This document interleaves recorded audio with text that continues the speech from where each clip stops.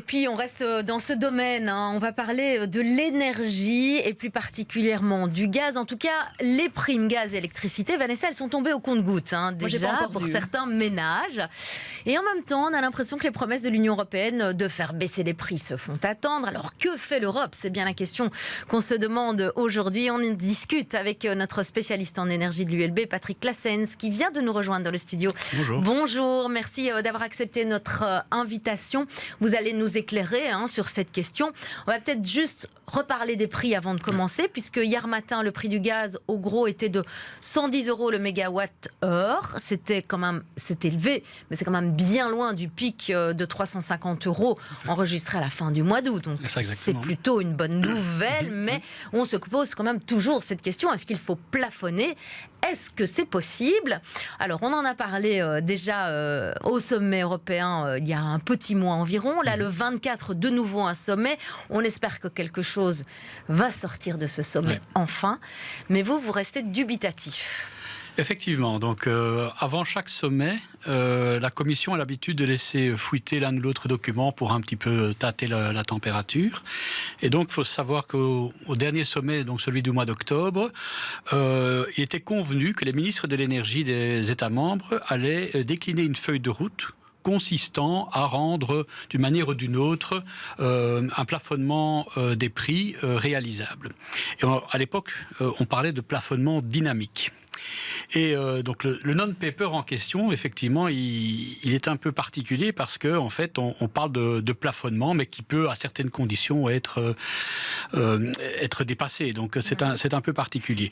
En fait, le plafond va être déterminé à un certain montant, donc fixe. Si deux conditions sont remplies. La première, c'est que le prix doit être très élevé. D'une part, le prix en Europe doit être très élevé, et d'autre part, il doit être plus élevé que les prix mondiaux. Malheureusement, la Commission, à ce stade-ci, ne fixe pas une quantité. Simplement, elle dit, les prix du mois d'août, on ne veut plus en avoir. Donc, on peut considérer que les prix à 300 € du mégawattheure sont des prix considérés comme très élevés. Maintenant, entre 120 et 300, pour l'instant, c'est un peu le flou. Alors, comment est-ce que vous voyez justement ce sommet ? Qu'est-ce que vous pouvez envisager ? Est-ce que vous êtes... Alors, vous êtes dubitatif, on l'a bien compris, parce que le mécanisme, il est un peu compliqué. C'est un grand écart entre, à la fois, dissuader la spéculation, mais ne pas provoquer de pénurie, parce qu'il y a ça aussi qui est important. C'est tout l'équilibre judicieux entre les deux, donc ça devient compliqué. C'est ça, tout à fait. Donc, en fait, avec la crise en Ukraine, nous avons un des principaux producteurs mondiaux, Gazprom, pour ne pas le nommer, qui fait défaut. Et donc... immédiatement, on a une tension sur l'offre. Et cette tension sur l'offre, elle s'est matérialisée par un accroissement des coûts, mais aussi des risques d'approvisionnement. Et ces risques, on ne le sait sans doute pas assez, mais l'Europe s'en sort bien, parce que l'Europe est relativement riche, et en faisant monter les prix, on a quelque part un petit peu coupé l'herbe sur le pied des pays, notamment des pays asiatiques. Pas la Chine, mais on va dire l'Asie du Sud-Est, qui ne pouvaient plus se fournir à des prix... ce sont des pays évidemment qui ont moins de revenus par habitant, et donc des prix à 300, même à 120 € sont des prix évidemment prohibitifs pour eux. Donc voilà. Donc c'est grâce à ça que nous, en Europe, on pourrait ne pas être en pénurie. Alors on se fournit où encore aujourd'hui ?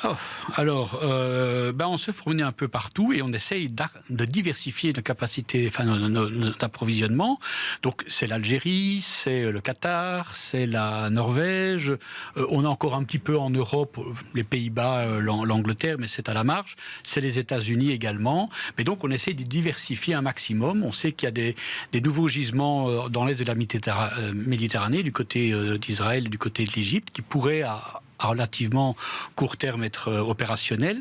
Mais le gros souci, j'ai eu l'occasion d'écrire un article il y a à peu près 2 semaines avec mon collègue Charles Cuvelier sur le fameux hiver 2023-2024. C'est ça. On pense que cet hiver si l'hiver n'est pas trop extrême en température, ça devrait aller. Par contre, l'année prochaine, c'est un peu plus compliqué parce que nous avons pu avoir un approvisionnement de Gazprom au premier semestre qui a permis quand même de remplir nos cuves. Pour 2023, on considère que l'approvisionnement européen de Gazprom est nul.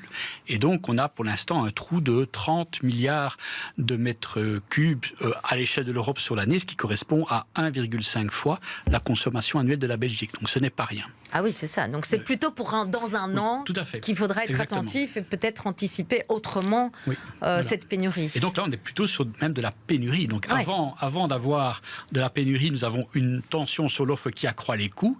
Mais tant qu'on peut les payer, voilà. Maintenant, effectivement, les payer, c'est une chose. Enfin, en tout cas, on envisage que c'est payable. Et puis après, il faut voir pour toute la population, notamment la clientèle précarisée, quels sont les boucliers tarifaires qui sont proposés. Mais donc ça, c'est en dehors, en fait, cette pénurie possible pour 2023-2024, c'est en dehors du prix qui serait fixé aujourd'hui par l'Union européenne, de toute façon. Mais c'est pour ça que, en fait, c'est un prix... mais qui, à un moment donné, il y a vraiment une telle tension sur l'offre et qu'il y a potentiellement ce qu'on appelle une inadéquation, c'est-à-dire que la demande ne peut plus rencontrer l'offre, enfin plutôt l'inverse, l'offre ne peut plus rencontrer la demande, eh bien on va avoir des prix de toute façon qui vont être très très élevés dans le monde.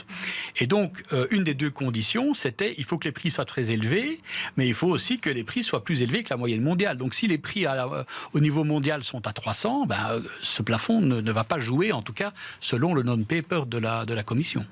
Est-ce que vous avez des chiffres ici sur Bruxelles, à savoir les consommateurs de gaz? Est-ce que c'est important dans la capitale? Ah oui, disons que 90% de la population, à peu près entre 80 et 90% de la population se chauffe au gaz. Les alternatives sont anciennement le mazout.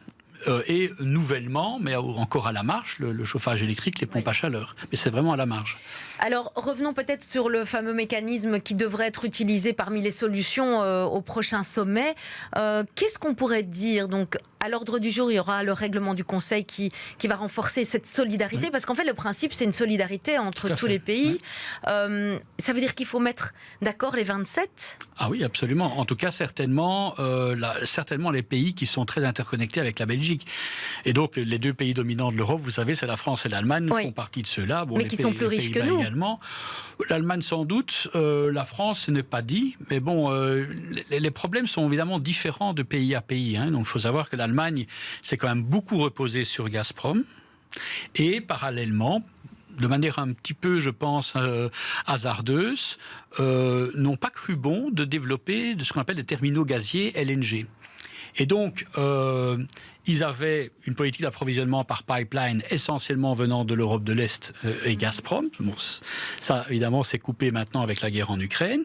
Et les approvisionnements alternatifs en gaz liquéfié, mais en fait, en Allemagne, ce n'est pas possible. C'est possible en Belgique, grâce au terminal de Zeebrugge. C'est possible. C'est ça, nous, on est bien placés, en fait. En fait, on a un peu de chance d'être au centre de l'Europe et à proximité de la mer. C'est de la prévoyance. Donc, voilà, le terminal gazier, donc Fluxys a mis en service un terminal gazier qui est quand même un fleuron et qui en tout cas est supérieur aux besoins d'approvisionnement de gaz en Belgique. D'accord, bon, c'est plutôt une bonne nouvelle. Juste en 2 mots, parce qu'on doit terminer cette interview, Patrick Claessens, est-ce que vous avez 2-3 conseils pour les Bruxellois qui nous écoutent actuellement ? Alors c'est effectivement assez compliqué. Moi, je pense qu'il faut absolument que du côté des autorités, on prévoit un bouclier quelconque, que ce soit au niveau fédéral ou au niveau régional. Ça, c'est un premier point. Et puis, évidemment, le deuxième point, c'est toute énergie qui n'est pas consommée n'est pas payée. Donc, il faut faire de la sobriété, donc c'est-à-dire de la... il faut faire en sorte, effectivement, dans la mesure du possible, de diminuer les consommations, c'est-à-dire, le thermostat, le pull, le damar, pour cet hiver. Et évidemment, sur le moyen terme, mais ça, c'est envisageable dans la durée, c'est organiser, en fait, une isolation du bâti au rythme accéléré. Ce qui n'est pas toujours évident, évidemment. Heureusement, il y a quelques primes, mais ce n'est pas toujours simple. Merci beaucoup, Patrick Claessens. Je rappelle que vous êtes spécialiste en énergie de l'ULB. Merci beaucoup pour votre visite ici dans notre studio.